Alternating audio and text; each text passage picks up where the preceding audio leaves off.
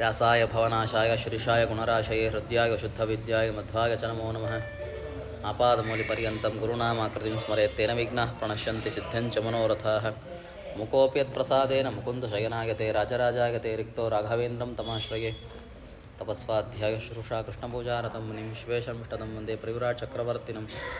ದೇವಂ ನಾರಾಯಣಂ ನತ್ವಾ ಸರ್ವದೋಷವಿವರ್ಜಿತಂ ಪರಿಪೂರ್ಣಂ ಗುರುಂಶ್ಚಾನ್ಕೀರ್ತಾರ್ಥಂ ವಕ್ಷ್ಯಾಮಿ ಲೇಷತಃ. ಸಮಸ್ತಗುಣಸಂಪೂರ್ಣಂ ಸರ್ವದೋಷವಿವರ್ಜಿತಂ ನಾರಾಯಣಂ ನಮಸ್ಕೃತ್ಯ ಗೀತಾ ತಾತ್ಪರ್ಯಮುಚ್ಯತೆ. ಲಕ್ಷ್ಮೀನಾರಾಯಣಂ ನತ್ವಾ ಪೂರ್ಣಬೋಧಾನ್ ಗುರೂನಪಿ ಕುರ್ಮಃ ಶ್ರೀಕೃಷ್ಣಗೀತಾಯ ಭಾಷ್ಯಾದ್ಯುಕ್ತಾರ್ಥಸಂಗ್ರಹಂ.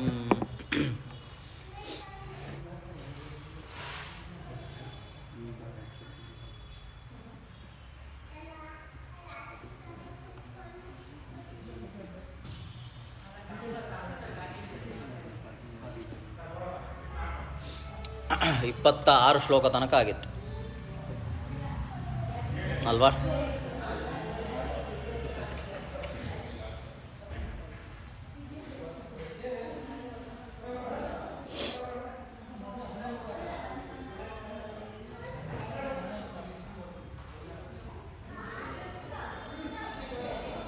ಇಪ್ಪತ್ತೇಳು ತನಕ ಆಗಿತ್ತು. ಕೃಪಯಾ ಪರಯಾವಿಷ್ಟೋ ವಿಷೀಧನ್ ಇದಮಬ್ರವೀತ್. ಅರ್ಜುನ ಉವಾಚ ದೃಷ್ಟ್ವೇವಂ ಸ್ವಜನಂ ಕೃಷ್ಣ ಯುಯುತ್ಸುಂ ಸಮುಪಸ್ಥಿತಂ.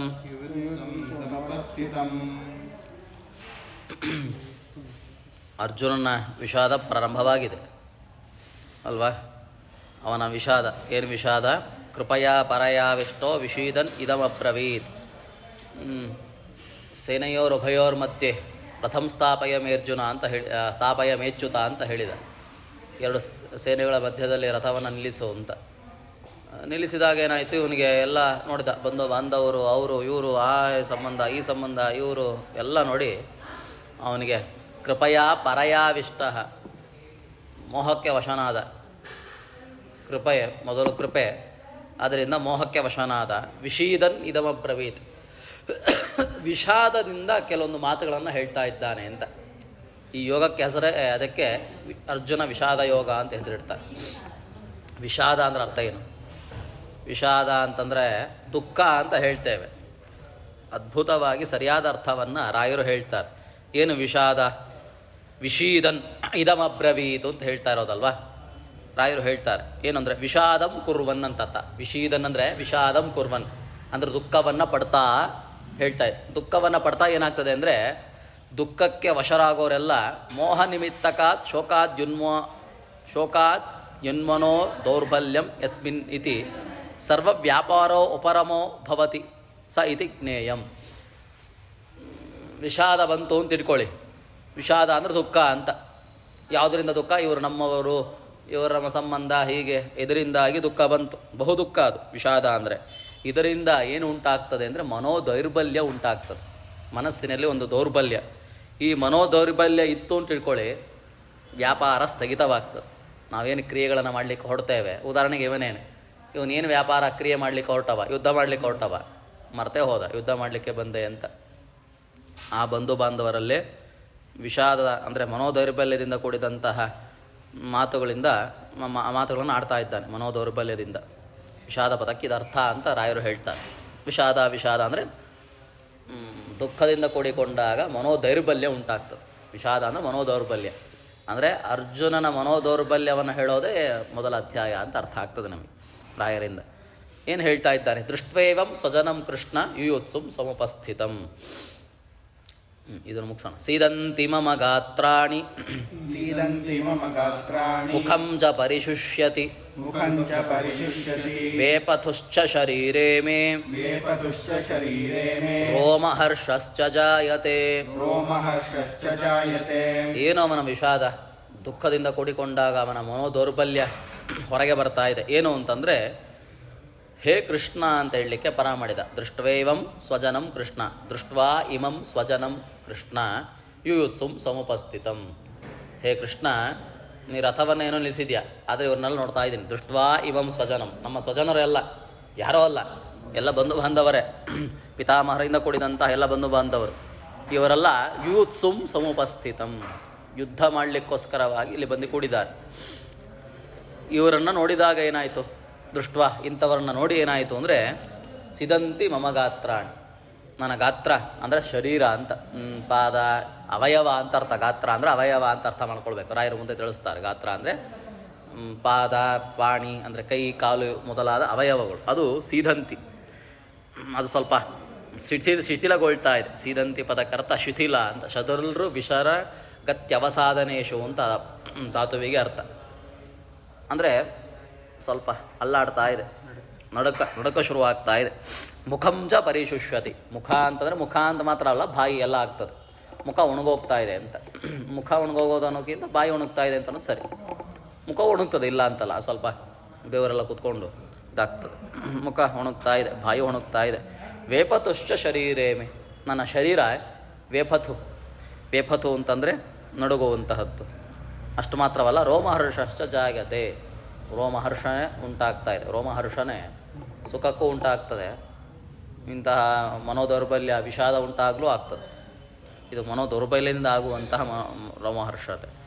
ಹೀಗೆ ದೃಷ್ಟ್ವಾ ಇತ್ಯಾದಿನ ಅದನ್ನು ರಾಯರು ಬಿಡಿಸ್ತಾ ಇದ್ದಾರೆ. ಅಧ್ಯಾಯ ಸಮಾಪ್ತಿ ಅಂತ. ಏನು ಅಂದರೆ ಅರ್ಜುನೋವಾಚ ಅಂತ ಪ್ರಾರಂಭ ಮಾಡ್ತಾನಲ್ಲ ಈ ಶ್ಲೋಕ.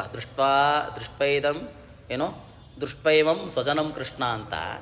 ಇಲ್ಲಿಂದ ಅಧ್ಯಾಯ ಸಮಾಪ್ತಿ ತನಕ ಅರ್ಜುನನ ಮಾತೆ ಅಂತ. ಅಂದರೆ ಅರ್ಜುನನ ಮಾತನ್ನು ಇವರು ಯಾರು ಗ್ರಂಥಕಾರರು ಹೇಳ್ತಾರೆ ಅಂತ, ಅದರ ವ್ಯಾಸರು ಹೇಳ್ತಾ ಇದ್ದಾರೆ ಅಂತ ಅರ್ಥ. ಪೂರ್ತಿ ಈ ಮುಗಿಯೋ ತನಕ ಇವನ ಮಾತುಗಳೇ ಇರ್ತದೆ. ಇವನ ವಿಷಾದ ಮನೋದೌರ್ಬಲ್ಯದಿಂದ ಏನಾಯಿತು ಇವನಿಗೆ ಅಂತ ಪರಿಪೂರ್ಣವಾಗಿ ಅವನ ಒಂದು ಮಾತುಗಳಿದೆ, ಅದನ್ನು ಹೇಳ್ತಾ ಹೋಗ್ತಾನೆ ಅಂತ. ಕೃಷ್ಣ ಅಂತ ಪದ ಇದೆ ಅಲ್ಲ, ಕೃಷ್ಣ ಅಂದರೆ ಕೃಷ್ಣ ಅಂತ ಗೊತ್ತಲ್ಲ, ಅರ್ಥ ಏನು ಕೃಷ್ಣ ಪದಕ್ಕೆ ಅರ್ಥ, ಅದನ್ನು ರಾಯರಲ್ಲಿ ಬಿಡಿಸ್ತಾ ಹೋಗ್ತಾರೆ ಗೀತಾವೃತ್ತಿಯಲ್ಲಿ. ಏನು ಅಂದರೆ ಸಕಲ ಲೋಕ ಕರ್ಷಕ ಅಂತ ಅರ್ಥ ಅದಕ್ಕೆ. ಸಕಲ ಲೋಕ ಕರ್ಷಕ ಅಂತ, ಎಲ್ಲ ಲೋಕಗಳನ್ನು ಆಕರ್ಷಿಸುವಂಥವ ಅಂತ ಅರ್ಥ. ಅದಕ್ಕೆ ಕೃಷ್ಣ ಕರ್ಷತೀತಿ ಕೃಷ್ಣ ಅಂತಂದರೆ ಸಕಲ ಲೋಕಗಳನ್ನು ಕರ್ಷಣೆ ಮಾಡುವುದರಿಂದ ಅವನ ಹೆಸರು ಕೃಷ್ಣ ಅಂತ. ಸಕಲ ಲೋಕ ಅಂದರೆ ಸಕಲ ಜೀವರಾಶಿ ಅಂತ ಅರ್ಥ, ಎಲ್ಲವೂ ಸಹಿತ ಆಗ್ತದೆ. ಅದನ್ನು ಗೀತಾಭಾಷ್ಯದಲ್ಲಿ ಆಚಾರ್ಯರು ತಿಳಿಸ್ತಾರೆ ಅಂತ. ಎಲ್ಲಿ ಪಂಚಮೇ ಅಧ್ಯಾಯ ಗೀತಾಭಾಷ್ಯದಲ್ಲಿ ಕೃಷ್ಣ ಪದಕ್ಕೆ ಅರ್ಥವನ್ನು 5ನೇ ಅಧ್ಯಾಯದಲ್ಲಿ ತಿಳಿಸ್ತಾರಂತೆ. ಅದು ಮುಂದೆ ಅಲ್ಲ, ಇವರು ಮೊದಲೇ ಹೇಳ್ತಾ ಇದ್ದಾರೆ ನೋಡಿ. ಲಿಂಕ್ ಇಲ್ಲಿ ತೊಗೊಂಡ್ರೆ ಅಲ್ಲಿಗೆ ಅರ್ಥ ಆಗ್ತಾ ಹೋಗ್ತದೆ. ಹೀಗೆ ಏನು ಅರ್ಥ ಏನು ಅಂತಂದರೆ ನಿಯಮನಾದಿನ ಸಕಲ ಲೋಕ ಕರ್ಷಣಾತ್ ಕೃಷ್ಣ ಅಂತ ಚಚ್ಚೋಕ್ತಂ.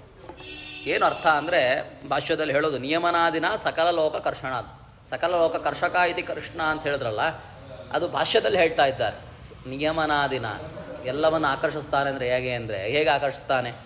ಎಲ್ಲವನ್ನು ಆಕರ್ಷಿಸುವಿಕೆ ಮ್ಯಾಗ್ನೆಟ್ ಹಾಗೆ ಹೇಗೆ ಅಂದರೆ ನಿಯಮನಾದಿನ ಆದಿಪದವೂ ಇದೆ. ನಿಯಮನ, ಪರಮಾತ್ಮ ನಿಯಮನೆ ಮಾಡ್ತಾನೆ, ಎಲ್ಲರನ್ನ ನಿಯಮನ ಮಾಡ್ತಾನೆ.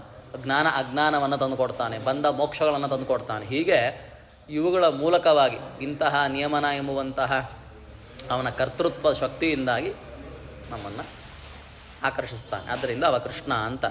ತಚ್ಚ ಉಕ್ತಂ, ಅದು ಭಾಷ್ಯದಲ್ಲಿ ಹಾಗೆ ಆಚಾರ್ಯರು ಹೇಳ್ತಾ ಇರೋದಲ್ಲ ಮಾತು, ಪುರಾಣದಲ್ಲಿ ಬರುವಂತಹ ಮಾತನ್ನು ಹೇಳ್ತಾ ಇರೋದು. ಕೌರ್ಮ ಪುರಾಣ ಅಲ್ಲಿ ಬರ್ತದಂತೆ ಮಾತು. ಯತಃಕರ್ಷಸಿ ದೇವೇಶ ನಿಯಮ್ಯ ಸಕಲಂ ಜಗತ್ ಅಥೋ ವದಂತಿ ಮುನಯಃ ಕೃಷ್ಣಂ ತ್ವಾಂ ಬ್ರಹ್ಮವಾದಿನಃ. ಮಹಾಕೂರ್ಮ ಪುರಾಣ ಹೊಗಳ್ತದೆ ಕೃಷ್ಣನನ್ನು. ಯಾಕೆ ಕೃಷ್ಣ ಅಂತ ಕರೀತದೆ ಅಂದರೆ ಯತಃಕರ್ಷಸಿ ದೇವೇಶ, ದೇವೇಶ ಎಲ್ಲರನ್ನು ಆಕರ್ಷಿಸ್ತೀನಿ ನೀನು ಅಂದರೆ ನಿಯಮ್ಯ ಸಕಲಂ ಜಗತ್. ಹೇಗೆ ಆಕರ್ಷಿಸ್ತಿ ಅಂದರೆ ಎಲ್ಲ ಜಗತ್ತನ್ನು ನಿಯಮನೆ ಮಾಡೋದರಿಂದ ನೀನು ಆಕರ್ಷಿಸುವಂಥವ. ಅಥೋ ವದಂತಿ ಮುನಯ, ಆದ್ದರಿಂದ ಋಷಿಮುನಿಗಳೆಲ್ಲ ಅಂದರೆ ಜ್ಞಾನಿಗಳು ಅಂತ ಅರ್ಥ. ಏನೋ ಹೇಳ್ತಾರೆ, ಕೃಷ್ಣಂ ತ್ವಾಂ ಬ್ರಹ್ಮವಾದಿನಃ, ಬ್ರಹ್ಮವಾದಿಗಳಾದಂತಹ ಅಂದರೆ ನಿನ್ನ ತಿಳಿದಂತಹ ಜ್ಞಾನಿಗಳು, ಅಪರೋಕ್ಷ ಜ್ಞಾನಿಗಳು. ಬ್ರಹ್ಮವಾದಿಗಳು ಅಂದರೆ ಅಪರೋಕ್ಷ ಜ್ಞಾನಿಗಳು ಅಂತ ಅರ್ಥ. ಆದ್ದರಿಂದ ನಿನ್ನ ಕೃಷ್ಣ ಅಂತ ಕರೀತಾರೆ ಅಂತ ಮಹಾಕೂರ್ಮ ಪುರಾಣದ ಮಾತನ್ನು ಪಂಚಮಾಧ್ಯಾಯದಲ್ಲಿ ತಿಳಿಸ್ತಾರೆ. ಯಾರು? ಆಚಾರ್ಯರು ಪಂಚಮಾಧ್ಯಾಯದಲ್ಲಿ ಗೀತಾ ಭಾಷ್ಯದಲ್ಲಿ ತಿಳಿಸ್ತಾರೆ. ಕೃಷ್ಣ ಪದಕ್ಕೆ ಇದು ಅರ್ಥ ಅಂತ ಇಲ್ಲೇ ತಿಳಿಸ್ತಾ ಇದ್ದಾರೆ. ಅಲ್ಲಿ ಹೇಳುವಂಥ ವಿಷಯವನ್ನು, ಆಚಾರ್ಯರು ಹೇಳುವಂಥ ವಿಷಯವನ್ನು ಗೀತಾ ವಿವೃತ್ತಿಯಲ್ಲಿ ಇಲ್ಲೇ ತಿಳಿಸ್ತಾ ಇದ್ದಾರೆ. ಯೂತ್ಸುಂ ಸಮೋಪಸ್ಥಿತ. ಮುಂದೆ ಯೂತ್ಸು ಅಂದರೆ ಯುದ್ಧಕ್ಕೆ ಬಂದವರು ಅಂತ, ಯುದ್ಧಕ್ಕೆ ಸನ್ನದ್ಧರಾಗಿ ಬಂದವರು, ತಯಾರಾಗಿ ಬಂದಿದ್ದಾರೆ, ಸುಮ್ಮನೆ ಬಂದಿಲ್ಲ. ತಯಾರಾಗಿ ಏನು ಶಸ್ತ್ರ ಅಸ್ತ್ರ ಏನೇನು ಬೇಕೋ ಅದು ಕವಚ ಎಲ್ಲ ತೊಗೊಂಬಂದಿದ್ದಾರೆ ಅಂತ, ಸರಿಯಾದ ಕ್ರಮದಲ್ಲಿ ಬಂದಿದ್ದಾರೆ, ಚೆನ್ನಾಗಿ ಬಂದಿದ್ದಾರೆ ಅಂತ. ಮಮ ಗಾತ್ರಾಣಿ ಅಂತ ಪದ ಇದೆ, ಅಂದರೆ ಅಸ್ತಾದ್ಯವಯವ ಅಂತ ಅರ್ಥ. ಗಾತ್ರ ಅಂದರೆ ಅವಯವಗಳು. ಸೀದಂತಿ ಅಂದರೆ ವಿಶೀರ್ಯಂತೆ, ಶಿಥಿಲಗೊಳ್ತಾ ಇದೆ ಅಂತ ಅರ್ಥ. ಅಂದರೆ ಶದಲ್ರ ಗತ್ಯವಸಾಧನೇಶು ಅಂತ ಮುಂದೆ ಹೇಳ್ತಾ ಇದ್ದಾರೆ. ಧಾತು ಅದು ಶದುಳ್ರು ಗತ್ಯವಸಾಧನೇಶು ವಿಶರಣಗತ್ಯವಸಾಧನೇಶು. ವಿಶರಣ ಅಂದರೆ ಅಲ್ಲಾಡೋದು, ಶಿಥಿಲಗೊಳ್ಳೋದು ಅಂತ. ಮುಖೇ ಮ್ಲಾನತಾ ಜಾಗತೆ, ಅಲ್ಲಿ ರೋಮ ಏನು ಮುಖಂಚ ಪರಿಶುಷ್ಯತಿ ಅಂತ ಹೇಳ್ತಾರಲ್ಲ, ಪರಿಶುಷ್ಯತಿ ಅಂತನಕ ಮುಖ ಬಾಡ್ತಾ ಇದೆ ಅಂತ, ಮೈ ಒಣಗ್ತಾ ಇದೆ, ಬಾಡ್ತಾ ಇದೆ, ಎಲ್ಲ ಆಗ್ತದೆ. ಆಯ್ತಲ್ಲ, 28 ಆಯಿತು, 28, 29 ಆಯ್ತು ಅನ್ಸುತ್ತೆ. ನೆಕ್ಸ್ಟು ಗಾಂಡೀವಂ ಸಂಸ್ರತೆ ಹಸ್ತಾತ್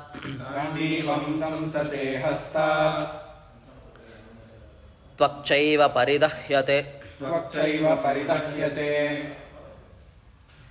ನ ಚ ಶಕ್ನೋಮ್ಯವಸ್ಥಾತುಂ ಭ್ರಮತೀವ ಚ ಮೇ ಮನಃ ನಿಮಿತ್ತಾನಿ ಚ ಪಶ್ಯಾಮಿ ವಿಪರೀತಾನಿ ಕೇಶವ ನ ಚ ಶ್ರೇಯೋನು ಪಶ್ಯಾಮಿ ಹತ್ವಾ ಸ್ವಜನಮಾಹವೇ ನ ಕಾಂಕ್ಷೇ ವಿಜಯಂ ಕೃಷ್ಣ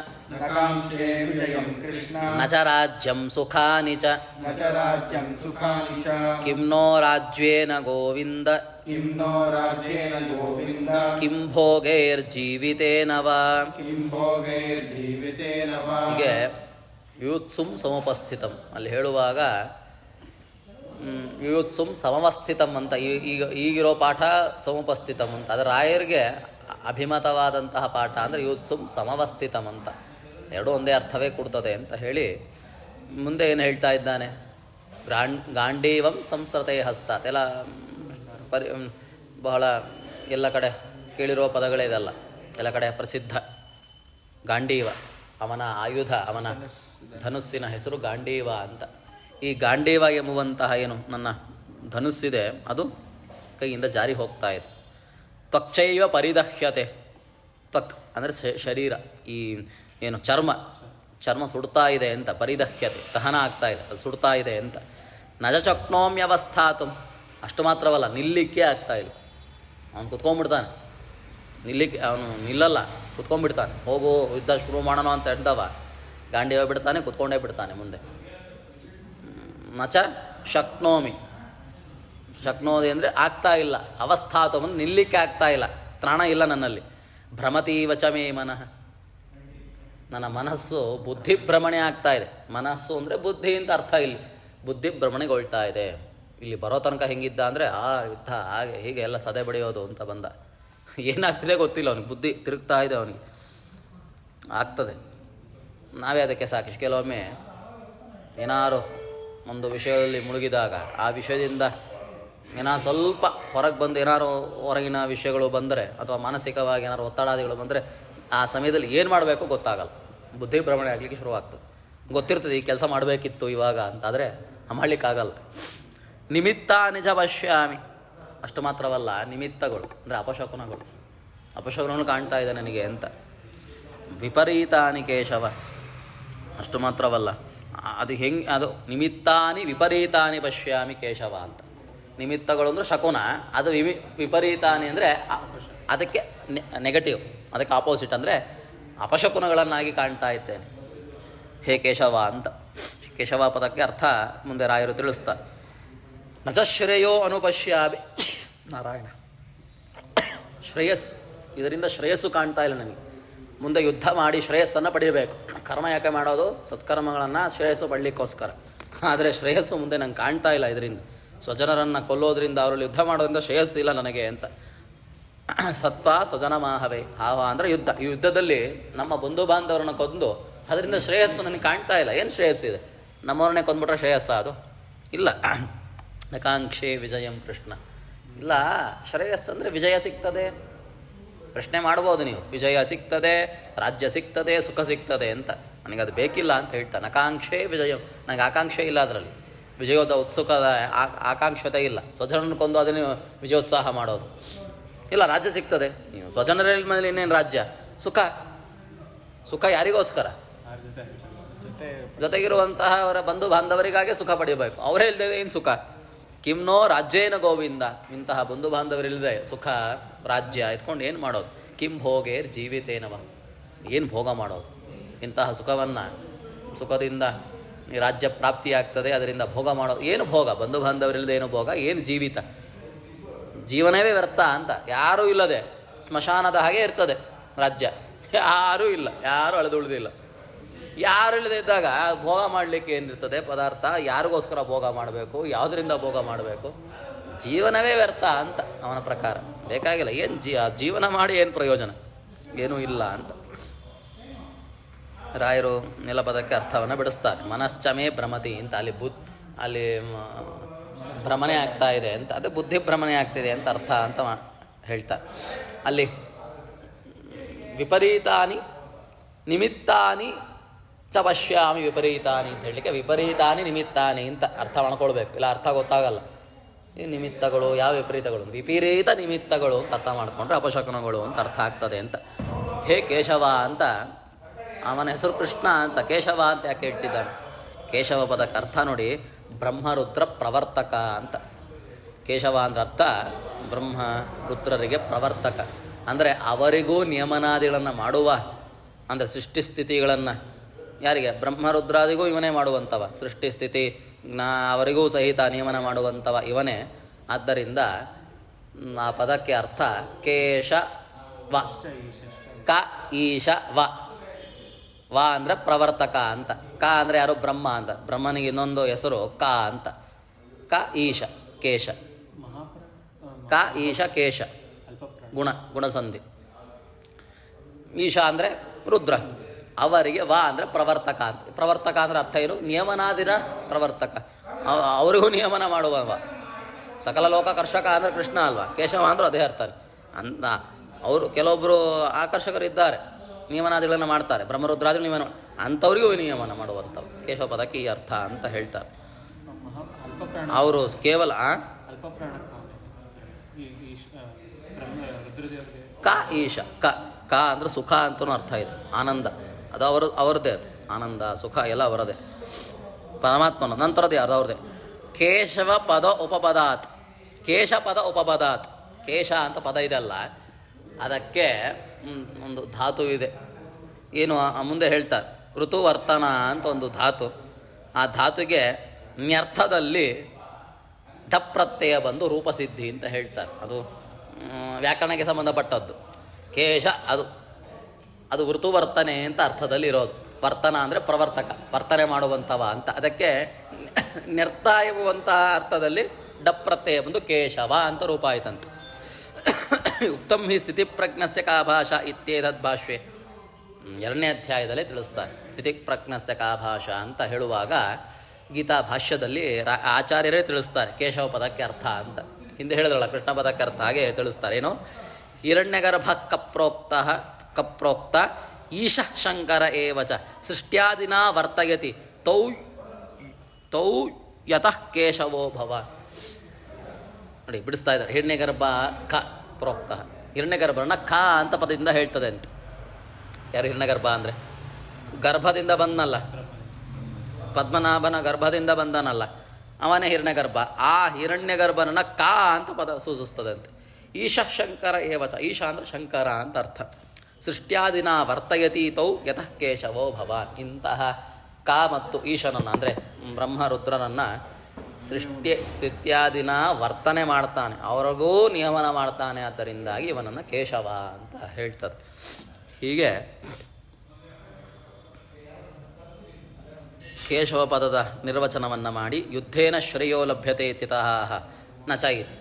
ಇಲ್ಲ ಯುದ್ಧ ಮಾಡಿದಾಗ ಶ್ರೇಯಸ್ಸಿಲ್ಲ ಅಂತಂದರೆ ಹಿಂಗೆ ಶ್ರೇಯಸ್ಸಿಲ್ಲ, ಶ್ರೇಯಸ್ಸಿದೆ ಅಲ್ವಾ ಅಂತಂದರೆ ಶ್ರೇಯಸ್ಸಿಲ್ಲ ಅಂತ ಹೇಳ್ತಾನೆ. ಯಾಕೆ? ಶ್ರೇಯಸ್ಸು ನನಗೆ ಕಾಣ್ತಿಲ್ಲ ಅಂತ. ಯಾಕೆ ಕಾಣ್ತಿಲ್ಲ? ಅವರೇ ಇಲ್ಲದಿದ್ದಾಗ ಆ ಸುಖ ಏನು, ಶ್ರೇಯಸ್ಸೇನು, ಭೋಗ ಏನು, ಆ ರಾಜ್ಯದ ಪದವಿ ಏನು, ಏನೂ ಇಲ್ಲ. ವಿಜಯಾಧಿಕಂ ಫಲಂ ನ ಇಚ್ಛಾಮಿ. ಆ ವಿಜಯದಿಂದ ಫಲವೂ ನನಗೆ ಬೇಕಾಗಿಲ್ಲ ಅಂತ ಹೇಳ್ತಾನೆ. ಹೀಗೆ ಹೇಳಿ ಮುಂದೆ ಯೇಷಾಂ ಅರ್ಥೇ ಕಾಂಕ್ಷಿತಂ ನೋ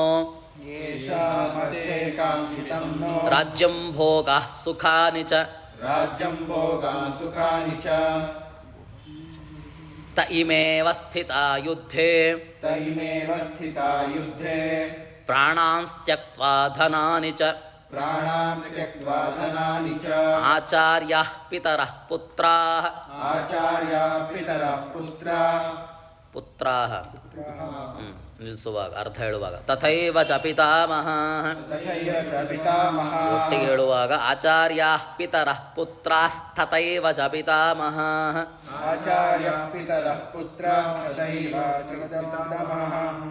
ತಥೈವ ಚ ಮಾತುಲಾಃ ಶ್ವಶುರಾಃ ಪೌತ್ರಾಃ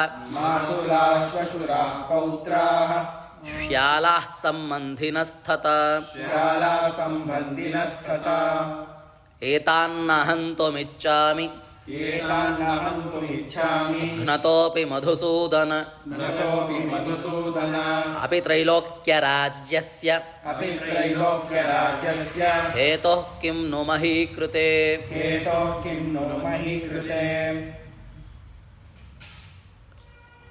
ಇಲ್ಲ ಪ್ರಯೋಜನ ಇದೆ, ರಾಜ್ಯ ಸುಖ ಸಿಗ್ತದೆ ಅದಕ್ಕೆ ಹೇಳಿದ, ರಾಜ್ಯವೂ ಬೇಡ, ಅದರ ಸುಖವೂ ಬೇಡ, ಭೋಗವೂ ಬೇಡ ಅಂತ. ಬೇಡ ಅಂತ ಹೇಳಲಿಕ್ಕೆ ಮುಂದೆ ಕಾರಣವನ್ನು ಹೇಳ್ತಾ ಇದ್ದ. ಏನು? ಯಶಾಮರ್ಥ್ಯೇ ಕಾಂಕ್ಷಿತಂನಃ, ಯಾವ ಪ್ರಯೋಜನ ನಿಮಿತ್ತದಿಂದಾಗಿ ನಾವು ರಾಜ್ಯಾದಿಗಳನ್ನ ಅಪೇಕ್ಷೆ ಪಡ್ತೀವಿ, ಯಾವುದಕ್ಕೋಸ್ಕರ ಅಪೇಕ್ಷೆ ಪಟ್ಟದ್ದು? ರಾಜ್ಯಂ ಭೋಗಾಹ ಸುಖಾನಿಚ, ಅದರ ಭೋಗ ಅದರ ಸುಖ ಯಾರಿಗೋಸ್ಕರ ಅಪೇಕ್ಷೆ ಪಟ್ಟದ್ದು ನಾವು? ಅಂತಹ ಸುಖಗಳನ್ನು ರಾಜ್ಯಾದಿಗಳನ್ನು ಅಪೇಕ್ಷೆ, ರಾಜ್ಯಾದಿ ಅಂದರೆ ಆದಿಪದದಿಂದಾಗಿ ಸುಖ ಅದರ ಭೋಗ ಎಲ್ಲ ತೊಗೊಳ್ಬೇಕು, ಯಾವುದಕ್ಕೋಸ್ಕರ ಪಟ್ಟಿದ್ದು? ತೇ ಹಿಮೇ ಅವಸ್ಥಿತ ಯುದ್ಧೆ ಪ್ರಣಾಸ್ತ್ಯಕ್ತ ಧನಾನಿಚ, ಇವಳೆಲ್ಲ ಅಪೇಕ್ಷಿಸಿದ್ದು ಯಾರಿಗೋಸ್ಕರ? ಬಂಧು ಬಾಂಧವರಿಗೋಸ್ಕರ, ನಮ್ಮವರಿಗೋಸ್ಕರ. ಆ ಅಂಥವರೇನೇ ಇವಾಗ ತೇ ಇಮೇ ಅವಸ್ಥಿತ ಯುದ್ಧ, ಇವರೆಲ್ಲ ಮುಂದೆ ಬಂದು ನಿಂತಿದ್ದಾರೆ. ಎಲ್ಲಿ? ಯುದ್ಧಕ್ಕೋಸ್ಕರ. ಅವಸ್ಥಿತ, ಸನ್ನದ್ಧರಾಗಿ ಬಂದಿದ್ದಾರೆ, ಸುಮ್ಮನೆ ಬಂದಿಲ್ಲ, ಸನ್ನದ್ಧರಾಗಿ ಅವರವರ ಶಸ್ತ್ರಗಳನ್ನು ಹಿಡ್ಕೊಂಡು ಸನ್ನದ್ಧರಾಗಿ ಬಂದಿದ್ದಾರೆ. ಪ್ರಾಣಾಸ್ತ್ಯಕ್ತ ಧನಾನಿಚ, ಪ್ರಾಣದ ಹೊರೆಯನ್ನು ಬಿಟ್ಟು, ಪ್ರಾಣದ ಆಸೆ ಹಂಗನ್ನು ಬಿಟ್ಟು ಬಂದಿದ್ದಾರಲ್ಲ. ಸಂಪತ್ ಧನಾನಿಚ, ಧನದ ಆಸೆಯನ್ನು ಬಿಟ್ಟು ಬಂದಿದ್ದಾರೆ. ಅವ್ರಿಗಿರಲಿಲ್ಲ ಇಲ್ಲಿ ತನಕ, ಎಲ್ಲ ಇತ್ತು, ಭೋಗ ಸುಖ ರಾಜ್ಯ ಎಲ್ಲ ಇತ್ತು ಅವರಿಗೆ, ಎಲ್ಲವನ್ನು ತ್ಯಾಗ ಮಾಡಿ ಬಂದಿದ್ದಾರೆ. ಆಚಾರ್ಯಾಃ ಪಿತರಃ ಪುತ್ರಾಃ, ಯಾರು ಬಂದವರಲ್ಲೇ ಎಂಥವರು ಅಂತ ಹೇಳ್ತಾ ಇದ್ದಾನೆ. ಅವ ನೋಡಿದ್ದನ್ನು ಹೇಳಬೇಕಲ್ಲ, ಯಾರು ನೋಡ್ತಾ ಇದ್ದೇನೆ. ಆಚಾರ್ಯಾಃ ಪಿತರಃ ಪುತ್ರಾಃ, ದ್ರೋಣಾಚಾರ್ಯರೇ ಮೊದಲಾದವರು, ಪಿತೃಗೆ ಸಮಾನರಾದವರು. ಪುತ್ರಾಃ, ಮಕ್ಕಳೆಲ್ಲ ಬಂದಿದ್ದಾರೆ. ತಥೈವ ಚ ಪಿತಾಮಹ ಅದು ಬಹುವಚನೆಯಿಂದಾಗಿ ಎಲ್ಲರನ್ನು ತೊಳ್ಬೋದು. ಯಾರೋ ಈ ಭೀಷ್ಮನಿಗೂ ದೊಡ್ಡ ಪಾಪ ಇದ್ದಾನೆ, ಬಾಲ್ಯಕ ಮುಂತಾವರೆಲ್ಲ ಬಂದಿದ್ದಾರೆ. ಮಾತುಲಾಹ ಶ್ವಶುರಾಹ, ಸೋದರ ಮಾವಂದಿರು ಬಂದಿದ್ದಾರೆ, ಎಲ್ಲ ಸೋದರ ಮಾವಂದಿರು. ಶ್ವಶುರಾಹ ಅಂದರೆ ಹೆಣ್ಣು ಕೊಟ್ಟ ಮಾವಂದಿರು. ಪೌತ್ರಾಹ, ಮೊಮ್ಮಕ್ಕಳು ಇದ್ದಾರೆ. ಶಾಲಾ ಸಂಬಂಧಿನಸ್ತತ, ಹೀಗೆ ಸಂಬಂಧಿಗಳೆಲ್ಲ ಬಂದಿದ್ದಾರೆ. ಶಾಲಾ ಅಂದರೆ ಬಾಮೈದೋನರು, ಅಂದರೆ ಹೆಂಡತಿಯ ಅಣ್ಣ ತಮ್ಮಂದಿರು ಅಂತ. ದೃಷ್ಟದ್ಯುಮ್ನಾದಿಗಳೆಲ್ಲ ಬಾಮೈದರೆ, ಶಾಲರೆ. ಹೀಗೆ ಇಂತಹ ಸಂಬಂಧಿಗಳೆಲ್ಲ ಕೂಡಿದ್ದಾರೆ. ಏತಾನ್ನ ಹಂತು ಮಿಚ್ಚಾಮಿ, ಇಂತಹ ಪ್ರಾಣದ ಹಂಗನ್ನು ತೆಗೆದು ಹೊರತುಪಡಿಸಿ ಧನಸುಖ ಎಲ್ಲವನ್ನು ಹೊರತುಪಡಿಸಿ ಬಂದಿದ್ದಾರಲ್ಲ, ಇಂಥವ್ರನ್ನ ನಾನು ಕೊಳ್ಳೋದಕ್ಕೆ ಹೋಗೋದಿಲ್ಲ. ನ ಇಚ್ಛಾಮಿ, ಬಂದದ್ದೇ ಅದಕ್ಕೋಸ್ಕರ. ಆದರೆ ನ ಇಚ್ಛಾಮಿ, ಅದೇ ಬುದ್ಧಿ ಪ್ರಮಾಣೆ ಅಂತ ಅವನೇ ಒಪ್ಕೊಂಡಲ್ಲ, ಅವನನ್ನು ಕೊಲ್ಲಿಕ್ಕೆ ನನ್ನಿಂದ ಆಗೋದಿಲ್ಲ. ಘ್ನತೋಪಿ ಮಧುಸೂದನ, ಹೇ ಮಧುಸೂದನ. ಇನ್ನೊಂದು ಪರಮಾತ್ಮನ ಗೀತೆ ಹೀಗೆ ಹೇಳ್ತಾ ಇರ್ತದೆ. ಪರಮಾತ್ಮನ ನಾನಾಮಗಳನ್ನು ಅದನ್ನು ನಿರ್ವಚನೆ ಮಾಡ್ತಾ ಹೋಗಬೇಕಾಗ್ತದೆ. ಅದು ರಾಯರು ಮಾಡಿ ಕೊಡ್ತಾರೆ ನಮಗೆ. ಮಧುಸೂದನ, ಮಧು ಅಂದರೆ ಮಧು ಎಂಬುವಂತಹ ಯಾರು ದೈತ್ಯ, ಅವನನ್ನು ಸೆಳಿದ, ಅವನನ್ನು ಕೊಂದವ ಅಂತ, ಅದಕ್ಕೆ ಮಧುಸೂದನ ಅಂತ. ಹೇ ಮಧುಸೂದನ, ಘ್ನತೋಪಿ, ಬರೀ ಕೊಲ್ಲೋದಲ್ಲ, ಅವ್ರನ್ನ ಕೊಂದರೂ ಸಹಿತ ನಾನು ಕೊಲ್ಲಿಕ್ಕೆ ಹೋಗೋದಿಲ್ಲ, ನಾನು ವಿಮುಖನಾಗ್ತೇನೆ. ಏತಾನ್ನ ಹಂತುಮಿಚ್ಛಾಮಿದ ಅರ್ಥ ಏನು?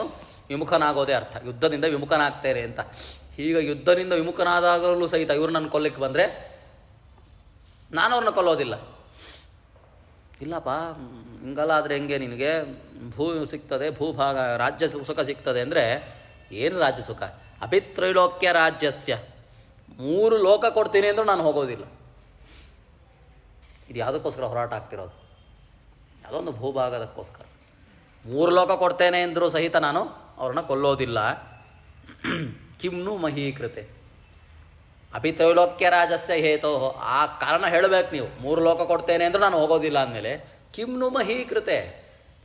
ಮಹೀಕೃತ ಅಂದರೆ ಭೂಮಿಗೋಸ್ಕರ ಯಾವುದೋ ಅದು ಒಂದು ಭಾಗ, ಅದು ಅವ್ರು ನಾನು ಕೊಲ್ಲೋದಿಲ್ಲ. ಅವ್ರು ನನ್ನ ಕೊಂದರೂ ಪರವಾಗಿ, ನಾನು ಕೊಲ್ಲೋದಿಲ್ಲ.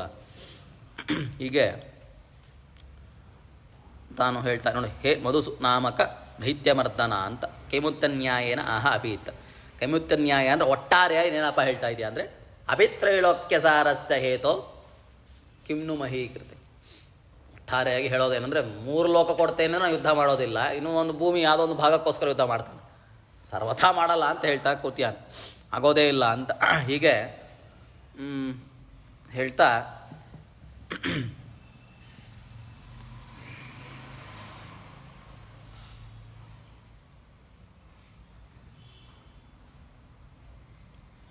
ನಿಹತ್ಯದಾತ್ರ ರಾಷ್ಟ್ರಾನ್ನಃ ಕಾ ಪ್ರೀತಿ ಸ್ಯಾಜ್ಜನಾರ್ದನ ಪಾಪಮೇವಾಶ್ರಯೇತಸ್ಮಾನ್ ಹತ್ವೇತಾನಾತತಾಯಿನಃ. ಮತ್ತೆ ಏ ಜನಾರ್ದನ ನೋಡಪ್ಪ ಅಂತ ಹೇಳ್ತಾ ಇದ್ದಾನೆ. ನಿಹತ್ಯ ಧಾರ್ತರಾಷ್ಟ್ರಾನ್ನಃ, ಧಾರ್ತರಾಷ್ಟ್ರರು ಅಂದರೆ ಧೃತರಾಷ್ಟ್ರನ ಪುತ್ರರು 100 ಮಂದಿ ಕೌರವರಿದ್ದಾರಲ್ಲ, ಇವರನ್ನು ಕೊಲ್ಲೋದ್ರಿಂದ ಕಾ ಪ್ರೀತಿ ಹಿ ಸ್ಯಾತ್, ಏನು ಪ್ರೀತಿ ಆಗ್ತದೆ, ಅದರಿಂದ ಏನು ಸುಖ ನಮಗೆ, ಏನು ಪ್ರೀತಿ. ಅವರು ಹತ್ವೈತಾನ್ ಆತತಾಯಿನಃ, ಆತತಾಯಿಗಳು ಅವರು. ಆತತಾಯಿ ಅಂದರೆ ಆತತಾಯಿ ಅಂತ ಮಹಾಭಾರತಾದಿಗಳು ಹೇಳ್ತಾ ಇರ್ತದೆ, ಅದನ್ನು ರಾಯರು ನೋಡೋಣ ಏನು ಹೇಳ್ತಾ ಇದ್ದಾರೆ ಅಂತ. ಆತತಾಯಿ ಪದಕ್ಕೆ ಆತತಾಯಿಗಳಾದವರು ಅವರು ಅಂದರೆ ನಾಶ ಮಾಡುವಂಥವ್ರು, ಹೆಣ್ಣು ಹೊಣ್ಣು ಮಣ್ಣನ್ನು ಕಸಿಕೊಳ್ಳುವಂಥವ್ರು. ಒಂದು 6 ವಿಷಯ ಪದಾರ್ಥಗಳಿದೆ ಏನು ಅಂತ ಆತತಾಯಿಗಳು, ಅಂಥದವರು ಆತತಾಯಿಗಳಂತೆ. ಇಂಥವ್ರನ್ನ ಕೊಲ್ಲೋ ಮುಖಾಂತರವಾಗಿ ನಮಗೆ ಪಾಪಮೇವಾಶ್ರಯೇದಸ್ಮಾನ್, ನಮಗೆ ಪಾಪವೇ ಬರ್ತದೆ. ಇಂತಹ ಆತತಾಯಿಗಳನ್ನು ಕೊಲ್ಲೋದು ಮುಖಾಂತರವಾಗಿ ನಮಗೆ ಬರೋದೇನು ಪಾಪವೇ. ಪಾಪಮೇವ ಆಶ್ರಯ ನನ್ಯು ಪದಾರ್ಥ ಅರ್ಥ ಅದು ನಮಗೆ ಅದರಿಂದ ಪಾಪನೇ ಬರೋದು ಅಂತ, ನಾವು ನರಕಕ್ಕೆ ಹೋಗ್ತೇವೆ ಅಂತ. ಸುಖ ಸಿಗ್ತದೆ, ಭೋಗ ಸಿಗ್ತದೆ, ರಾಜ್ಯ ಎಲ್ಲ ಆದರೂ ಸಹಿತ ಮುಂದೆ ಅದರಿಂದ ಆಗೋದು ಇಂಥವ್ರನ್ನ ಕೊಲ್ಲೋದ್ರಿಂದ ಪಾಪವೇ. ಪಾಪದ ಗತಿ ಏನು? ನರಕ. ಅಲ್ಲಿಗೆ ತನಕ ಹೊಟ್ಟೋದ, ನರಕಕ್ಕೆ ತನಕ ಹೊಟ್ಟೋದ ಇವ. ಕಿಂಚ ಧಾತ್ರಾಷ್ಟ್ರಾನ್ ನಿಹತ್ಯನೋ ಅಸ್ಮಾಕಂ ಕಾ ಪ್ರೀತಿ ಕಿಮೈಹಿಕ ಸುಖಂ ನ ಕಿಮಪಿ. ಇಂತಹ ರಾಯರು ಬಿಡಿಸ್ತಾ ಇದ್ದಾರೆ ಈ ಪದಕ್ಕೆ, ಸರಿಯಾದ ಈ ಶ್ಲೋಕಕ್ಕೆ. ಇಂಥವರನ್ನ ಕೊಂದು, ಧೃತರಾಷ್ಟ್ರ ಮಕ್ಕಳನ್ನು ಕೊಂದು ಏನು ಪ್ರೀತಿ ಆಗ್ತದೆ? ಐಹಿಕ ಸುಖವೂ ಇಲ್ಲ, ಆಂಶಿಕ ಸುಖವೂ ಇಲ್ಲ. ಇಲ್ಲಿಯೂ ನಮಗೇನು ಭೋಗ ಇಲ್ಲ, ಭೋಗ ಮಾಡಲಿಕ್ಕೆ ಸಂಬಂಧಿಗಳಿಲ್ಲ, ಜೊತೆಗೆ ಭೋಗ ಮಾಡಲಿಕ್ಕೆ, ಭೋಗ ಹಂಚ್ಕೊಳ್ಳಿಕ್ಕೆ. ಆಮುಷ್ಮಿಕ ಸುಖವೂ ಇಲ್ಲ, ಪಾಪವೇ ಬರ್ತದೆ, ಪಾಪದಿಂದಾಗಿ ನರಕವೇ ಆಗ್ತದೆ ಅಂತ ಇವನ ಮಾತು. ನಾಪಿ ಪಾರತ್ರಿಕಂ ಪ್ರತ್ಯುತ ಪಾರತ್ರಿಕ ದುಃಖ ಹೇತು ಪಾಪಮೇವ ಅಸ್ಮಾನ್ ಆಶ್ರಯೇತ್. ಅದಕ್ಕೆ ಸಂಬಂಧಪಟ್ಟಂತಹ, ಪಾಪಕ್ಕೆ ಸಂಬಂಧಪಟ್ಟಂತಹ ಕರ್ಮವೇ ಪಾರತ್ರಿಕ ದುಃಖವೇ ಆಗ್ತದೆ, ಅಂದರೆ ನರಕವೇ ಆಗ್ತದೆ ಅಂತ. ನ ಜಾಗತೆ ಜನಾರ್ದನ ಅಂತ ಒಂದು ಪದ ಅದಕ್ಕೆ ಬಿಡಿಸ್ತಾ ಇದ್ದಾರೆ ರಾಯರು. ಜನಾರ್ದನ ಜನಾರ್ದನ ಅಂತ ಕೇಳ್ತೇವಲ್ಲ, ಜನ ಅರ್ಧನ ಅಂತ. ಜನ ಅಂದರೆ ಜ ನ ಅಂತ ಅರ್ಥ. ಜ ನ, ಜ ಅಂದರೆ ಜನನ, ನ ಅಂದರೆ ಇಲ್ಲದೇ ಇರುವಂಥವ ಅಂತ. ಅವನಿಗೆ ಚರಣಾದಿಗಳಿಲ್ಲ, ಪರಮಾತ್ಮನಿಗೆ ನಮ್ಮ ಹಾಗೆ ಚರಣಾದಿಗಳಿಲ್ಲ, ಇಲ್ಲ ಇಲ್ಲ. ಆದ್ದರಿಂದನೇ ಅವ ಜನ, ಆದ್ದರಿಂದ ನಾವು ಜನನೇ, ನಾವು ಜನರೇ ಅಲ್ವಾ. ನಮಗೂ ಜನನ ಇಲ್ಲ, ಯೋಚನೆ ಮಾಡಿ. ಈ ನಮ್ಮ ಆತ್ಮಕ್ಕೆ ಜನನಾದಿಗಳಿಲ್ಲ, ಅದೊಂದೇ ಅವಸ್ಥೆ ಅದಕ್ಕೆ. ಪರಮಾತ್ಮ ಜನ ಆದರೆ ನಾವು ಜನನೇ, ಅದಕ್ಕೆ ನಮಗೆ ಜನ ಅಂತ ಕರೆಯೋದು. ಅವ ಜನ ಆದ್ದರಿಂದ ನಮಗೂ ಜನ ಅಂತಲೇ ಕರೆಯೋದು. ಅದನ್ನಿಲ್ಲ ಹೇಳ್ತಾ ಇಲ್ಲ, ನಾವು ಚಿಂತನೆ ಮಾಡ್ತಾ ಹೋಗ್ಬೇಕು. ಜನ ಅರ್ಧನ ಅಂತಿದೆ. ಜನ ಅಂದರೆ ಅವನಿಗೆ ಜನನ ಇಲ್ಲ, ಅಷ್ಟು ಮಾತ್ರ ಅಲ್ಲ, ಅವ ಅರ್ಧನೂ ಕೂಡ. ನಾವು ಅರ್ಧನ ಅಲ್ಲ, ಅದಕ್ಕೆ ನಾವು ಜನ ಮಾತ್ರ. ಅವ ಜನನೂ ಹೌದು, ಅರ್ಧನೂ, ಆದ್ದರಿಂದ ಅವ ಜನಾರ್ದನ. ನಾವು ಜನಾರ್ದನರಲ್ಲ. ಯಾಕೆ ಜನ ಅಂತ ನಮ್ಮನ್ನು ಕರಿಬೋದು, ಅರ್ಧನ ಅಂತ ಕರೀಲಿಕ್ಕಿಲ್ಲ. ಯಾಕಂದರೆ ಅರ್ಧನ ಅಂದರೆ ಸಂಸಾರ ನಾಶಕ ಅಂತ ಅರ್ಥ. ಈ ಸಂಸಾರ ನಾಶಕತ್ವದ ಶಕ್ತಿ ಯಾರಲ್ಲಿರೋದು? ಬ್ರಹ್ಮದೇವರ ತನಕೂ ಇಲ್ಲ, ಲಕ್ಷ್ಮೀನಾರಾಯಣರಿಗೆ ಇರೋದು. ಅದು ಸಂಸಾರ ಬಂಧನದ ನಾಶಕತ್ವ ಇರೋದು ಪರಮಾತ್ಮನಿಗೇನು. ಜನಾರ್ದನ ಪದಕ್ಕೆ ಇದರ್ಥ. ಅಂದರೆ 2 ಅರ್ಥ ಆಯಿತು, 2 ಚಿಂತನೆ ಇದೆ ಜನಾರ್ದನದಲ್ಲಿ. ಅವನಿಗೆ ಜನನವೂ ಇಲ್ಲ ಅಂದರೆ ಅವನಿಗೆ ಸಂಸಾರವಿಲ್ಲ ಅಂತ ಅರ್ಥ. ಸಂಸಾರ ಇಲ್ಲದೆ ಸಂಸಾರ ನಾಶಕನೂ ಹೌದು. ಹೀಗೆ ಜನಾರ್ದನ ಪದಕ್ಕೆ ಅರ್ಥ ಅಂತ ರಾಯದವರು ತಿಳಿಸ್ತಾ, ಉಕ್ತಂ ಹೇವಂ ಗೀತಾಭಾಷ್ಯೇ ದಶಮಿ. ಎಲ್ಲ ಅವ್ರಿಗೇನೆಲ್ಲ ಬುದ್ಧಿಸ್ಥಿತ ರಾಯರಿಗೆ. ಯಾವುದು ನಿರ್ವಚನವನ್ನು, ಯಾವ ವಿಷಯಗಳನ್ನು ಎಲ್ಲೆಲ್ಲಿ ಹೇಳಿದ್ದಾರೆ ಅಂತ ಹೇಳ್ತಾ ಹೋಗ್ತಾರೆ. ಅದಕ್ಕೆ ಗೀತಾವೃತ್ತಿ ಬೇಕು ನಮಗೆ. ಎಲ್ಲಿ ದಶಮ ಅಧ್ಯಾಯದಲ್ಲಿ ಗೀತಾಭಾಷ್ಯದಲ್ಲಿ ಹೇಳ್ತಾ ಇದ್ದಾರಂತೆ ಜನಾರ್ದನ ಪದಕ್ಕೆ ಅರ್ಥ ಏನು ಅಂತ. ಯಾವುದಕ್ಕೆ? ಆತತಾಯಿ ಎಂಬುದಕ್ಕೆ.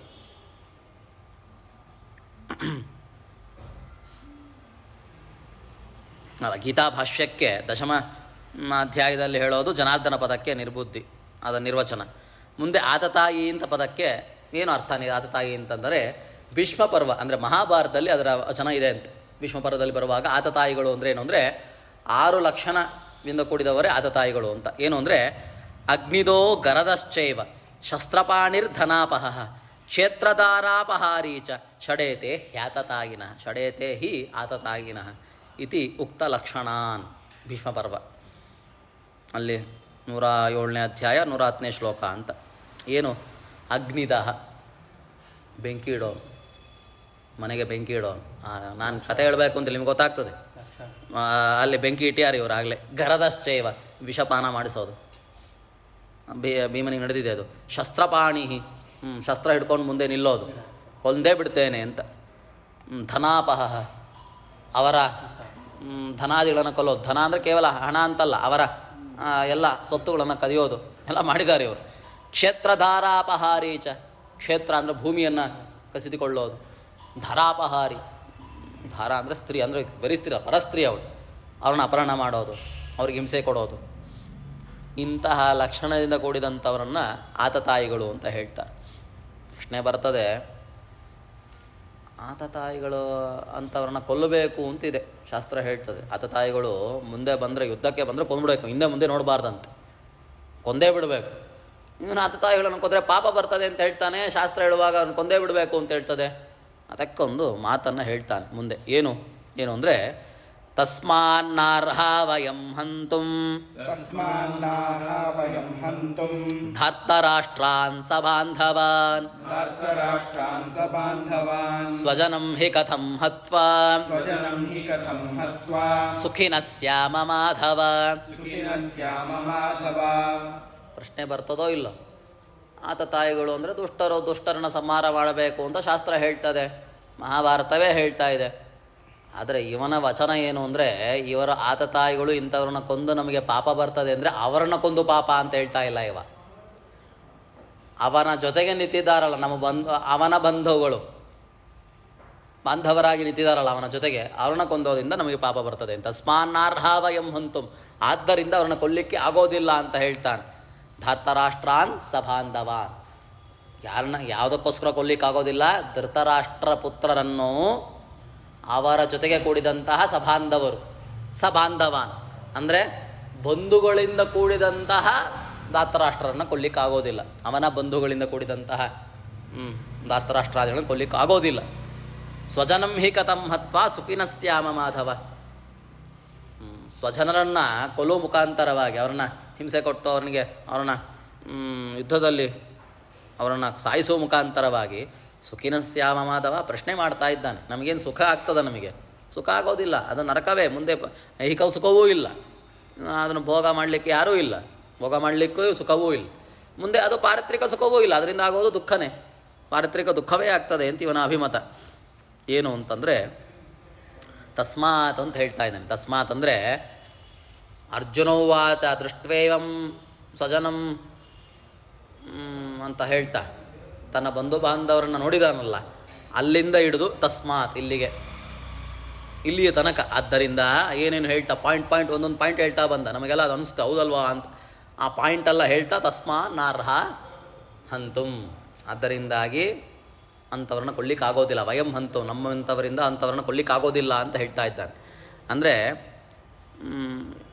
ಇದರಿಂದ ಏನು ಇಂತಹ ಅಂದರೆ ಅನೇಕ ಕಾರಣಗಳು ಹೇಳ್ತಾ ಬಂದ, ಬಂಧು ಬಾರನ್ನ ಕೊಲ್ಲಿಕ್ಕಾಗೋದಿಲ್ಲ ಅಂತ. ಅದರಿಂದ ಏನಾಗ್ತದೆ? ಸಬಾಂಧವಾನ್ ಧಾರ್ತರಾಷ್ಟ್ರಾನ್ ಹಂತುಂ ವಯಂ ನಾರ್ಹ. ಶಾಂತಿ ಪರ್ವದ ಮಾತನ್ನು ಹೇಳ್ತಾ ಇದ್ದಾರೆ ನೋಡಿ. ಏನು ಅಂತ? ಆತತಾಯಿನ ಮಾಯಾಂತಂ ಹನ್ಯೇದೇವ ಅವಿಚಾರಯನ್ ನಾತ ತಾಯಿ ವಧೆ ದೋಷೋ ಹಂತುರ್ಭವತಿ ಕಶ್ಚನ. ಅಲ್ಲ, ಇದರಲ್ಲಿಲ್ಲ, ಅದು ಇದರಲ್ಲಿದೆಯಾ? ಹಾಂ, ಹಂತುರ್ಭವತಿ ಕಶ್ಚನ. ಏನು? ಆತತಾಯಿಗಳು ಒಮ್ಮೆ ಶಸ್ತ್ರ ಪಾಣಿಗಳಾಗಿ ಎದುರು ಬಂದು ನಿತ್ತರೆ ನೇದೇವ ಅವಿಚಾರಯನ್, ವಿಚಾರ ಮಾಡಲಿಕ್ಕೆ ಹೋಗಬಾರ್ದು, ಅವನು ಕೊಂದೇ ಬಿಡಬೇಕು ಅಂತ ಶಾಂತಿ ಪರ್ವದಲ್ಲಿ ಮಾತಿದೆ ನೋಡಿ, ಮಹಾಭಾರತದಲ್ಲೇ ಬರೋ ಮಾತು. ನಾತತಾಯಿ ವಧೆ ದೋಷೋ ಹಂತುರ್ಭವತಿ ಕಶ್ಚನ. ಅಂತಹ ಆತಿತಾಯಿಗಳನ್ನು ಕೊಲ್ಲೋದ್ರಿಂದಾಗಿ ಯಾವ ದೋಷವೂ ಇಲ್ಲ, ಯಾವ ಪಾರತ್ರಿಕ ಐಹಿಕ ಏನು ದೋಷನೂ ಬರಲ್ಲ. ಶಾಸ್ತ್ರ ಹೇಳ್ತದೆ ಹಿಂಗೆ, ಇವ ದೋಷ ಬರ್ತದೆ ಅಂತ ಹೇಳ್ತಾ ಇದ್ದಾನೆ. ಒಂದಕ್ಕೊಂದು ಲಿಂಕೇ ಇಲ್ವಲ್ಲ. ಏನರ್ಥ ಅಂದರೆ ರಾಯರು ಬಿಡಿಸಿ ಹೇಳ್ತಾ ಇದ್ದಾರೆ, ಅಂಥವ್ರನ್ನ ಕೊಲ್ಲೋದ್ರಿಂದ ನಮಗೆ ಯಾಕೆ ದೋಷ ಬರ್ತದೆ, ಯಾಕೆ ಪಾಪಕ್ಕೆ ಗುರಿ ಆಗ್ತೇವೆ ಅಂದರೆ ಏನು, ಇತ್ಯುಕ್ತ ತೇಷಾಂ ಆತತಾಯಿತ್ವೇನ ಹಂತವ್ಯತೆಯ, ಅವರು ಆತತಾಯಿಗಳು ಆಗಿದ್ದಾರೆ, ಅದರಿಂದ ಅವ್ರನ್ನ ಕೊಲ್ಲಬೇಕಾಗ್ತದೆ. ಇವಾಗ ಶಾಸ್ತ್ರ ಹೇಳ್ತದೆ ಅವ್ರನ್ನ ಕೊಲ್ಲಿಕ್ಕೆ ಹೋಗ್ದಾಗ ಏನಾಗ್ತದೆ, ಪ್ರಾಪ್ತತ್ವೇಪಿ, ಅವ್ರನ್ನ ಕೊಂದಾಗಲೂ ಸಹಿತ, ಅವ್ರು ಕೊಲ್ಲಿಕ್ಕೆ ಹೋದಾಗಲೂ ಸಹಿತ ತದ್ಧನನ ಪ್ರಸಕ್ತ್ಯ ಬಂಧೂನವಿ ಹನನ ಪ್ರಾಪ್ತೇ, ಅವ್ರನ್ನ ಕೊಲ್ಲೋ ಮುಖಾಂತರವಾಗಿ ಬಾಂಧವರನ್ನು ಕೊಲ್ಲಬೇಕಾಗ್ತದೆ. ಅಂದರೆ ಅವನ ಬಂಧುಗಳನ್ನು, ಅಂದರೆ ಯಾರು, ಪಿತಾಮಹರಾದಂತಹ ಭೀಷ್ಮರು ಮತ್ತು ಆಚಾರ್ಯರಾದಂತಹ ದ್ರೋಣಾಚಾರ್ಯರು ಮೊದಲಾದವರನ್ನು, ಅವರೆಲ್ಲ ಬಂಧುಗಳೇ, ಅವರನ್ನು ಕೊಲ್ಲಬೇಕಾಗ್ತದೆ. ಹಂತುಂ ವಯಂ ಯೋಗ್ಯ ಇತಿ ಭಾವ. ಅದಕ್ಕೆ ಧಾತರಾಷ್ಟ್ರಾನ್ ಸಭಾಂಧವಾನ್ ಅಂತೆ, ಬಂಧುಗಳಿಂದ ಕೂಡಿದಂತಹ ಧಾತರಾಷ್ಟ್ರನ್ನ ಅಂತ ಹೇಳ್ತಾರೆ. ಅದು ಇವಾಗ ಪ್ರಚಲಿತ ಪಾಠ ಧಾತರಾಷ್ಟ್ರಾನ್ ಸ್ವಬಾಂಧವಾನ್ ಅಂತಿದೆ, ಸ್ವಬಾಂಧವರಲ್ಲ ಅದು, ಸಬಾಂಧವನ, ಬಂಧುಗಳಿಂದ ಕೂಡಿದಂತಹ ಇವ್ರನ್ನ ಕೊಂದಾಗ ಪಾಪ ಬರ್ತದೆ. ಸ್ವಬಾಂಧವರು ಧಾತರಾಷ್ಟ್ರನ್ನೂ ಕೊಲ್ಲೋದ್ರಿಂದ ಅಂತ ಹೇಳ್ತಾ ಇಲ್ಲ. ಇದು ರಾಯರ ಪಾಠ ಅಂತಾರೆ, ರಾಯರು ಸರಿಯಾಗಿ ಅರ್ಥಕ್ರಮದಲ್ಲೇ ನಮಗೆ ತಿಳಿಸ್ತಾರೆ. ಅದಕ್ಕೆ ಗೀತಾ ಭಾಷ್ಯಾದ್ಯುಕ್ತಾರ್ಥ ಸಂಗ್ರಹಂ ಅಂತ ಮೊದಲೇ ಅವರು ನಿರ್ವಚನ ಮಾಡಿಬಿಟ್ರು, ಏನು ಹೇಳ್ತಾ ಇದ್ದೇನೆ ಅಂತ ನಿಜವಾದ ಅರ್ಥವನ್ನು ಹೇಳ್ತಾರೆ. ಕೆಲವು ಕಡೆ ಎಷ್ಟೋ ಜನ ಅದು ಪಾರಾಯಣ ಮಾಡುವಾಗ, ಪಾಠ ಮಾಡುವಾಗ ಧಾತರಾಷ್ಟ್ರಾನ್ ಸ್ವಬಾಂಧವಾನ್ ಅಂತ ಹೇಳ್ತಾರೆ, ಆವಾಗ ಅರ್ಥ ಸಿಗಲ್ಲ. ಬಂಧುಗಳನ್ನು ಧಾತರಾಷ್ಟ್ರನ್ನು ಕೊಲ್ಲೋದ್ರಿಂದ ಅಂತ ಅದು ಅರ್ಥನೇ ಸಿಗಲ್ಲ, ಪಾಪ ಬರ್ತದೆ. ಪಾಪ ಯಾವಾಗ ಬರ್ತದೆ ಅಂದರೆ ಬಂಧುಗಳಿಂದ ಕೂಡಿದಂತಹ ಧಾತರಾಷ್ಟ್ರನ್ನು ಕೊಂದಾಗ ಏನಾಗ್ತದೆ, ಇವರೆಲ್ಲ ಯೋಗ್ಯ ಪುರುಷರು, ಇವರೆಲ್ಲ ಆತತಾಯಿಗಳಲ್ಲ, ಕೊಲ್ಲೋದು ಎಂಥವರನ್ನ ಆತತಾಯಿಗಳನ್ನು. ಆದರೆ ಬಂಧುಗಳಿಂದ ಕೂಡಿಕೊಂಡ ಇವ್ರನ್ನ ಕೊಂದಾಗ ಆತತಾಯಿಗಳು ಅಲ್ಲೇದರನ್ನು ಕೊಲ್ಲಬೇಕಾಗ್ತದೆ. ಅದರಿಂದ ಏನಾಗ್ತದೆ ಹೇಳಿ, ಪಾರ್ಥಿಕ ದುಃಖವೇ ಅಂತ ಇವನ ಚಿಂತನೆ. ಎಷ್ಟು ಚಂದ ನೋಡಿ ರಾಯರು, ಅದಕ್ಕೆ ರಾಯರು ಬೇಕು ನಮಗೆ. ಹೀಗೆ ಸ್ವಬಾಂಧವಾನ್ ಅಂದರೆ ಪಾಂಡವರು ಅಂತ ಬರುತ್ತೆ. ಸ್ವಬಾಂಧವಾನ್ ಅರ್ಥವಾಗ ಧಾತರಾಷ್ಟ್ರಾನ್ ಸ್ವಬಾಂಧವಾನ್ ಏತಾನ್ನ ಹಂತು ವಯಂ ಅರ್ಹ ಅಲ್ವಾ, ಏನು ಶ್ಲೋಕ, ತಸ್ಮಾನ್ ನಾರ್ಹ ವಯಂ ಹಂತುಂ ಧಾತರಾಷ್ಟ್ರಾನ್ ಸ್ವಬಾಂಧವಾನ್ ಅಂತಂದರೆ ಸ್ವಬಂಧುಗಳನ್ನು, ಧಾತರಾಷ್ಟ್ರರನ್ನು ತನ್ನ ಸಂಬಂಧಿಗಳು ಅಂತ, ತನ್ನ ಸಂಬಂಧಿಗಳೇ ಅವರು. ಆದರೆ ಸ್ವಲ್ಪ ವ್ಯತ್ಯಾಸ ಆಗ್ತದೆ ಇವಾಗ, ಸ್ವಬಂಧುಗಳನ್ನು ಧಾತರಾಷ್ಟ್ರನ್ನು ಕೊಂದು ಅಂದರೆ ನನಗಾಗೋದಿಲ್ಲ, ಯಾಕೆ ಪಾಪ ಬರ್ತದೆ ಅಂತ ಅರ್ಥ ಸಿಗೋದಿಲ್ಲ ನಮಗೆ ಅವಾಗ. ಅದು ಮುಂದೆ ಅದು ಇದಿನ್ನೂ ನಮ್ಮ ಸಿದ್ಧಾಂತಕ್ಕೆ ಬರಲಿಲ್ಲ, ಸಿದ್ಧಾಂತಕ್ಕಿನ್ನೂ ಬಂದಿಲ್ಲ. ವಿಷಯ ಏನು, ಆತತಾಯಿಗಳನ್ನ ಎದುರು ಬಂದಾಗ ಅವನನ್ನು ಕೊಲ್ಬಿಡ್ಬೇಕು, ಸಾಯಿಸ್ಬಿಡ್ಬೇಕು. ಧಾತರಾಷ್ಟ್ರ ಬಂದಿದ್ದಾನೆ ಕೊಂಡ್ಬಿಡ್ಬೇಕು, ಇಲ್ಲ ಸಭಾಂಧವಾನ್, ಜೊತೆಗೆ ಅಂತ ಅರ್ಥ. ಅವಾಗ ಅವರ ಜೊತೆಗೆ ಬಂಧುಗಳು ಇದ್ದಾರೆ ಅಂತ ಅರ್ಥ, ಹಂಗರ್ಥ ಸಿಗ್ಬೇಕು ನಮಗೆ. ಸ್ವಬಾಂಧವನ ಅವ್ರ ಜೊತೆಗೆ ಬಂಧುಗಳು ಅಂತ ಅರ್ಥ ಸಿಗಲ್ಲ. ಅದಕ್ಕೆ ನೋಡಿ ರಾಯರು ಸರಿಯಾಗಿ ಅರ್ಥ ಮಾಡ್ಬೇಕು. ಧಾತರಾಷ್ಟ್ರಾನ್ ಸಬಾಂಧವಾನ್, ಸಬಾಂಧವ ಅಂತಾನೆ ಇದೆ ಅಲ್ಲಿ ಪದಗಳೆಲ್ಲ. ಎಷ್ಟೋ ಕಡೆ ಸ್ವಬಾಂಧವಾನ, ಸ್ವಜನಂ ಹಿ ಕಥಂ ಹತ್ವಾ ಸುಖಿನ ಸ್ಯಾಮ ಮಾಧವ. ಅದು ಸ್ವಬಾಂಧವ ಅಂತ ಹೇಳಲಿಕ್ಕೆ ಮುಂದಿನ ಪದದಲ್ಲಿ ಹೇಳ್ತಾ ಇದ್ದಾನೆ ಏನು ಅಂತ, ಸ್ವಜನಂ ಹಿ ಕಥಂ ಹತ್ವ. ಇವಾಗ ಬಂತ ಆ ಪದ, ಆ ಅರ್ಧ ಪದವನ್ನು ಹಿಂದೆ ಶ್ಲೋಕಕ್ಕೆ ಅನುವೃತ್ತಿ ಮಾಡ್ಕೊಳ್ತಾ ಹೋಗ್ಬೇಕು ನಾವು, ಪಾಪ ಬರ್ತದೆ ಅಂತ ಹೇಳಲಿಕ್ಕೆ. ಮುಂದೆ ಸ್ವಜನಂ ಹಿ ಕಥಂ ಹತ್ವ ಸುಖಿನ ಸ್ಯಾಮ ಮಾಧವ. ನಮ್ಮವ್ರನ್ನೇ ಕೊಂದಾಗ, ಅವರಲ್ಲಿ ನಮ್ಮವರು, ಆ ಬಾಂಧವರಿದ್ದಾರಲ್ಲ ಅವ್ರು ನಮ್ಮವ್ರನ್ನ ಕೊಂದಾಗ ನಮಗೆ ಸುಖ ಆಗ್ತದಾ, ಪಾರತ್ರಿಕ ದುಃಖವೇ ಆಗ್ತದೆ. ಇಲ್ಲೂ ಅಂತೂ ಇಲ್ಲ, ಮೊದಲೇ ಹೇಳಾಯ್ತು, ಪರಲೋಕದಲ್ಲೂ ದುಃಖವೇ ಅಂತ. ಹೀಗೆ ನೋಡಿ ಅದನ್ನೇ ಹೇಳ್ತಾ ರಾಯರು ಬಿಡಿಸ್ತಾ, ಇತ್ಯುಕ್ತಸ್ತೇಷ ಆತತಾಗಿತ್ವೇನ ಹಂತವ್ಯತೆಯ ಪ್ರಾಪ್ತತ್ವೇಪಿ ತದ್ಧರಣ ಪ್ರಸಕ್ತಿಯ ಬಂಧೂನಾಭ್ಯನ ಪ್ರಾಪ್ತೇ ನ ಹಂತುಂ ವಯಂ ಯೋಗ್ಯ. ನಮಗೆ ಆ ಯೋಗ್ಯತೆ ಇಲ್ಲ, ನಮಗೆ ಅದಾಗೋದಿಲ್ಲ. ಬಂಧುತ್ವೇಪಿ ಆತತಾಗಿ ಸಂಬಂಧಿತ್ವ ತೇಪಿ ಬಂಧು ಜನ ಹಂತವ್ಯ ಏವ ಇತ್ಯತಃ ಸ್ವಜನಂ ಹಿ ಇತಿ. ಇಲ್ಲ, ಆತತಾಯಿಗಳನ್ನ ಕೊಳ್ಳಬೇಕು, ಆತತಾಯಿಗಳನ್ನು ಕೊಳ್ಳುವ ಹಾಗೆ ಅವರನ್ನು ಹಿಂಬಾಲಿಸುವಂಥವರಿದ್ದಾರಲ್ಲ ಬಂಧು ಜನರು, ಅಂಥವ್ರನ್ನ ಕೊಳ್ಳೇಬೇಕಾಗ್ತದಲ್ಲ, ಪ್ರಶ್ನೆ ಬರ್ತದಲ್ಲ. ಆತತಾಯಿಯನ್ನು ಕೊಲ್ಲಬೇಕು, ಬಂಧು ಜನ ಆದರೂ ಕೊಲ್ಲಬಾರ್ದು. ಆದರೆ ಅಂತಹ ಆತತಾಯಿಗಳನ್ನು ಹಿಂಬಾಲಿಸೋನ್ನು ಕೊಲ್ಲಬೇಕಾಗ್ತದಲ್ಲ. ಯಾರೋ ಒಬ್ಬರು ಪ್ರಶ್ನೆ ಮಾಡಿದ್ರಲ್ಲ, ಇವಾಗ ಪ್ರಶ್ನೆ ಬರ್ತದೋ ಇಲ್ಲೋ, ಅದಕ್ಕೆ ರಾಯರು ಉತ್ತರ ಕೊಡ್ತಾರೆ. ರಾಯರು ಉತ್ತರ ಕೊಡಬೇಕಾದ್ರೆ ಸ್ವಜನಂ ಹಿ, ಅವರು ಸ್ವಜನರೇ ನೋಡಿ. ಇವಾಗ ಕರೆಕ್ಟಾಗಿ ಅರ್ಥ ಸಿಗ್ತದೆ, ಧಾತರಾಷ್ಟ್ರಾನ್ ಸಬಾಂಧವಾನ್. ಆದರೆ ಅವ್ರನ್ನ ಕೊಲ್ಬೋದಲ್ಲ, ಆತತಾಯಿಗಳನ್ನ ಹಿಂಬಲಿಸಿದಂತಹ ಅವ್ರ ಜೊತೆಗಿರುವಂಥವ್ರು ಅಂಥ ಬಾಂಧವಗಳನ್ನು ಕೊಲ್ಲಬೇಕಾಗ್ತದಲ್ಲ, ಯಾಕಂದ್ರೆ ಆತತಾಯಿಗಳು ಜೊತೆಗಿದ್ದಾರಲ್ಲ ಅಂತ ಪ್ರಶ್ನೆ ಬಂದರೆ ಸ್ವಜನಂ ಹಿ ಕಥಂ ಕೃಷ್ಣ ಪ್ರಶ್ನೆ ಮಾಡ್ತಾನವ. ಅವ್ರು ಸ್ವಜನರೇ, ಅವ್ರ ಜೊತೆ ಎದ್ದು ಕೂಡಲೇ ಅವ್ರನ್ನ ಕೊಂದ್ಬಿಡ್ಬೇಕಾ? ಅವ್ರ ಸ್ವಜನರು, ಅವ್ರನ್ನ ಕೊಂದರೆ ನಮಗೇನಾಗ್ತದೆ? ಪಾಪ ಬರ್ತದೆ. ಮಾತಲ್ಲೇ ಗೊತ್ತಾಗ್ತದೆ ಅದು ಸರಿಯಲ್ಲ ಅಂತ. ಇವನ ಚಿಂತನೆ ಹಾಗೆ ಬುದ್ಧಿಭ್ರಮಣೆಯಿಂದ ನಮ್ಮ ಹಾಗೆ ಮಾತನಾಡ್ತಾ ಇದ್ದಾನೆ. ಅವನಿಗೆ ಅದಿಲ್ಲ, ಸಾಕ್ಷಾತ್ ಇಂದ್ರ. ನಾವು ಎಂಥವರು ಒಂದು ತೋರಿಸ್ತಾ ಇದ್ದಾನೆ. ಹೀಗೆ ಇದರಿಂದ ಏನಾಗ್ತದೆ? ಇಂಥವರನ್ನು ಕೊಂದಾಗ ಸ್ವಜನರಾದರೂ ಸಹಿತ ಆ ಧಾತರಾಷ್ಟ್ರಗಳಿಂದ ಕೂಡಿದಂತಹ ಅಂದರೆ ಅಂತಹ ಕೌರವರಿಂದ ಕೂಡಿದಂತಹ ಸ್ವಜನರನ್ನು ಸಾಯಿಸೋದ್ರಿಂದ, ಕೊಲ್ಲೋದ್ರಿಂದ ಯುದ್ಧದಲ್ಲಿ ಏನಾಗ್ತದೆ? ಕುಲಕ್ಷಯಗಳ ನಾಶವೇ ಆಗ್ತದೆ. ಇಡೀ ವಂಶವೇ ನಾಶ. ಈ ನಮ್ಮ ಕೌರವರ ವಂಶ ಏನಿದೆ, ಚಂದ್ರವಂಶ, ಅಲ್ಲಿಂದ ಬಂದಂತಹ ಕುರುವಂಶದಲ್ಲಿ ಇವರೆಲ್ಲ ಬಂದವರು. ಇಂದ ನಾಶವೇ, ಕುಲಕ್ಷಯದ ನಾಶವೇ ದುಷ್ಪರಿಣಾಮ ಇದು ಅಂತ ಮುಂದೆ ತಿಳಿಸ್ತಾನೆ. ಅದು ದುಷ್ಪರಿಣಾಮಗಳೇನು ಅಂತ ಮುಂದೆ ಒಂದು 10 ಶ್ಲೋಕ 11 ಶ್ಲೋಕದಲ್ಲಿ ತಿಳಿಸ್ತಾನೆ. ಅದು ಮತ್ತೆ 10 ಶ್ಲೋಕದಲ್ಲಿ ತಿಳಿಸ್ತಾನೆ. ಮತ್ತೆ ಮುಂದಿನ ಪಾಠದಲ್ಲಿ ನೋಡೋಣ.